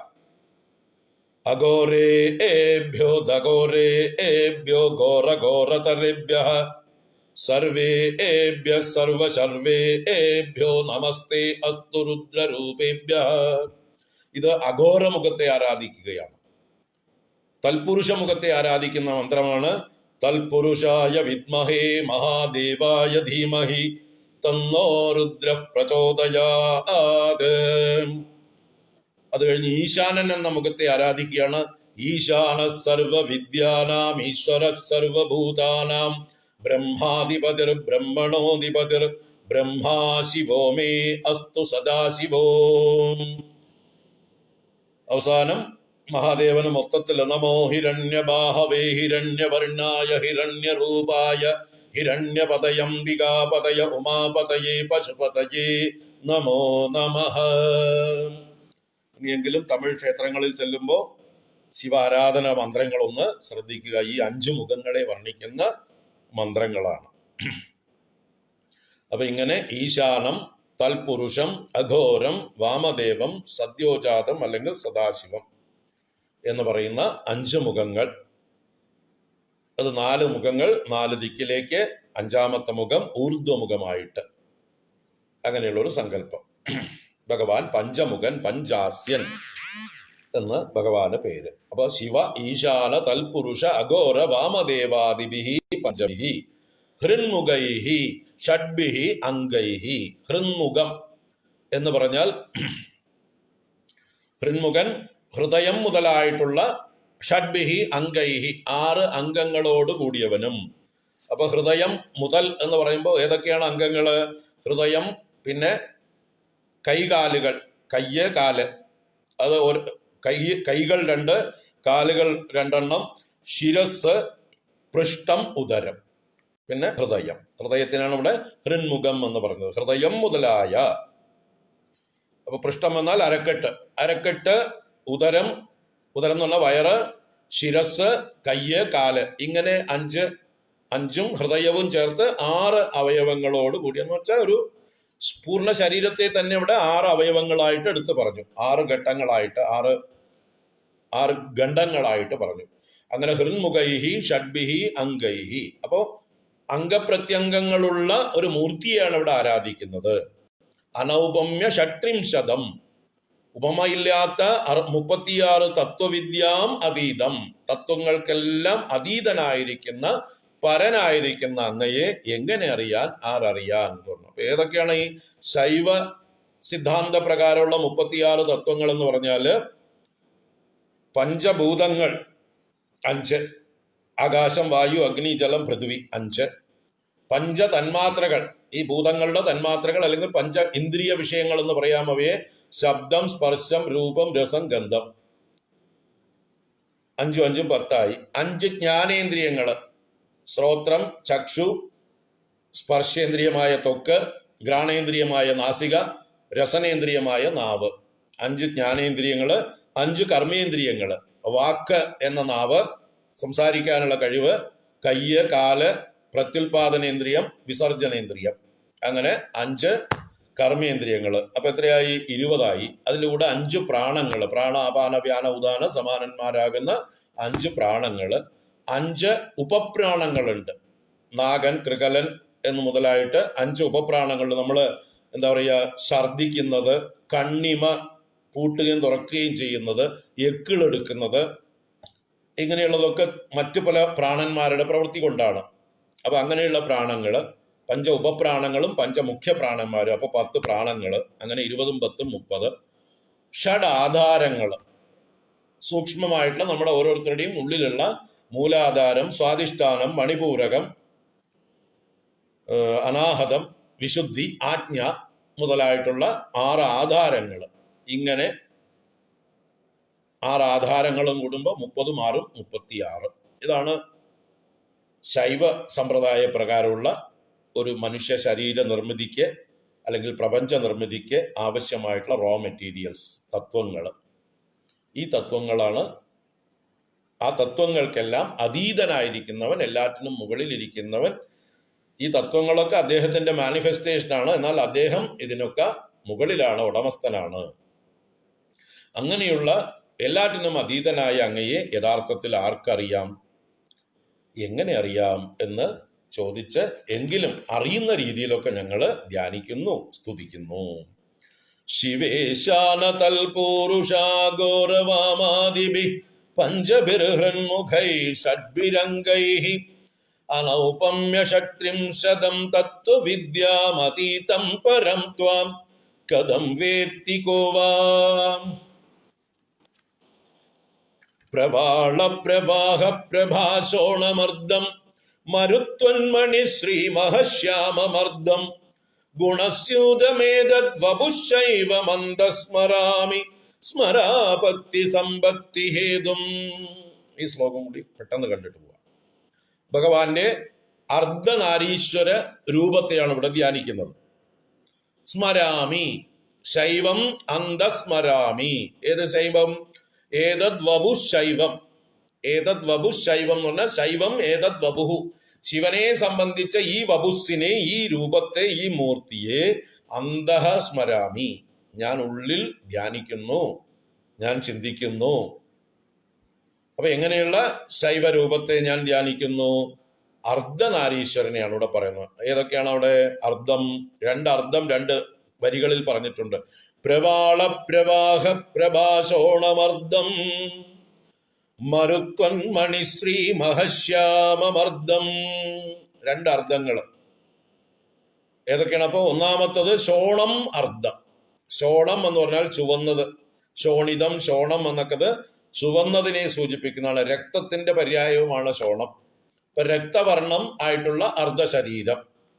അത് പ്രവാള പ്രവാഹ പ്രഭാശോണം എന്ന് പറഞ്ഞു. പ്രവാള പ്രവാഹം, പ്രവാളം എന്നുള്ളത് പവിഴം എന്നുള്ളതിന്റെ പര്യായമാണ്. അപ്പൊ പ്രവാളത്തിന്റെ പ്രവാഹം പോലെ, പവിഴപ്രഭ അതുപോലെ ശോണം, പവിഴത്തിന്റെ കാന്തി പോലെ ശോണമായത്. ഇപ്പൊ ആ പവിഴത്തിന്റെ ചുവന്ന വർണ്ണം, പത്മരാഗത്തിന്റെ വർണ്ണം, അങ്ങനെയുള്ളതായിട്ടുള്ള അരുണാം കരുണാതരംഗിതാക്ഷീം അല്ലെ, നമ്മൾ ദേവിയെ ധ്യാനിക്കാർ എങ്ങനെയാണ്? അരുണവർണ്ണയായിട്ടാണ്. സിന്ദൂരാരുണ വിഗ്രഹാം, സിന്ദൂരം പോലെ അരുണവർണ്ണത്തോടു കൂടിയ ശരീരത്തോടു കൂടിയവളെ, സിന്ദൂരാരുണ വിഗ്രഹാം അരുണാം കരുണാതരംഗിതാക്ഷീം. അരുണയായിരിക്കുന്നവളെ. അപ്പൊ ആ അരുണവർണ്ണം ദേവിയെ സൂചിപ്പിക്കുന്നതാണ് അർദ്ധം, ചുവന്ന അർദ്ധം. അടുത്തത് മരുത്വന്മണി ശ്രീ മഹശ്യാമം അർദ്ധം. മറ്റൊരർത്ഥം മരുത്വന്മണി എന്ന് പറഞ്ഞാല് മരുത്വാൻ എന്ന് പറയുന്നത് ഇന്ദ്രന്റെ പര്യായമാണ്. മരുത്തുക്കളോട് കൂടിയവൻ. മരുത്തുക്കൾ എന്ന ഉപദേവന്മാരുടെ മുഴുവൻ നായകനാണ് മരുത്വാനായ ഇന്ദ്രൻ. ആ ഇന്ദ്രന്റെ മണി എന്ന് പറഞ്ഞാൽ ഇന്ദ്രമണി, ഇന്ദ്രനീലം, നീലക്കല്ല്. ആ ഇന്ദ്രമണിയുടെ ശ്രീ എന്ന് പറഞ്ഞാൽ ശോഭ.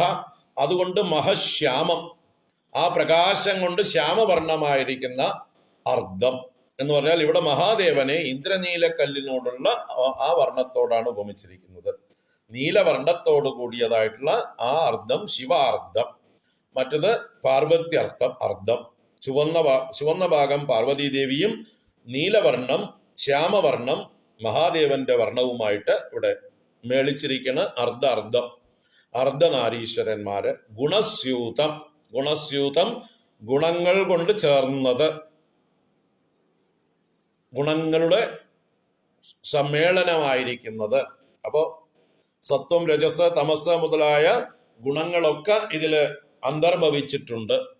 എന്ന് പറഞ്ഞാൽ രൂപം വേണമെങ്കിൽ ഗുണം വേണം. നമുക്ക് സഗുണം സാകാരം എന്നാ പറയുന്നത്. ഇവിടെ ധ്യാനിക്കുന്നത് സഗുണ സാകാരമായിട്ടുള്ള രൂപത്തെയാണ്. മറ്റത് ഭഗവാന്റെ യഥാർത്ഥ സ്വരൂപം നിർഗുണവും നിരാകാരവുമാണ്.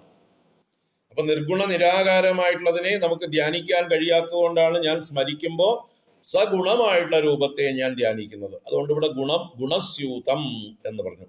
സഗുണമായിരിക്കുന്ന ഈ അർദ്ധനാരീശ്വര രൂപത്തെ ഏതത് വപുഹു, ഈ വപുസു അതെങ്ങനെയുള്ളത്? ശൈവം വപുഹു, ശിവനെ സംബന്ധിച്ച ഈ അർദ്ധനാരീശ്വര വപുസിനെ അന്തഃ സ്മരാമി, ഞാൻ ഉള്ളിൽ സ്മരിക്കുന്നു.